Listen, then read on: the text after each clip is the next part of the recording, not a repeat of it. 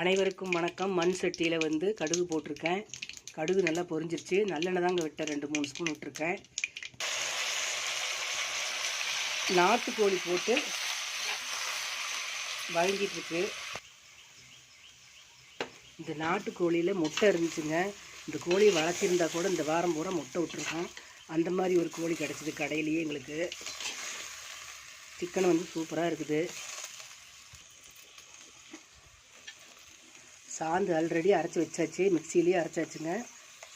வெங்காயம், பூண்டு, கொத்தமல்லி தூள், வரமிளகாத்தூள், சீரகம், மிளகு, பட்டை, லவங்கம், சோம்பு, இஞ்சி, பூண்டுங்க எல்லாம் வந்து கொஞ்சம் எண்ணெய் விட்டு வதக்கிட்டு நைஸாக அரைச்சிட்டேன். வதக்கிட்டு ஃபேன் காற்றுல ஆற வச்சுட்டு நைஸாக அரைக்கணும். அரைச்சாச்சு. தேவையான தண்ணி ஊற்றணுங்க. சிக்கனுக்கு தேவையான சாந்து ஊற்றியாச்சுங்க. தண்ணி ஊற்றியாச்சு. நல்லா வேகட்டும். வெந்த பின்னாடி பார்க்கலாம். தேவையான உப்பும் போட்டாச்சுங்க. வீட்டில் வந்து இந்த செங்கல் இருந்துச்சுங்க, இந்த சிமெண்ட் கல் இருந்துச்சு, விறகும் கொஞ்சம் இருந்ததுனால சரி இன்றைக்கி அடுப்புலேயே வந்து சிக்கன் குழம்பு வச்சிடலாம்.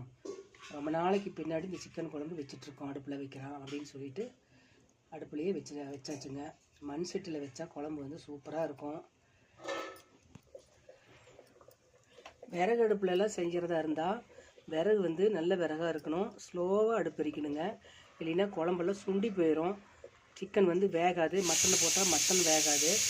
அதனால் வந்து ஸ்லோவாக அடுப்பை வந்து எரிக்கணுங்க.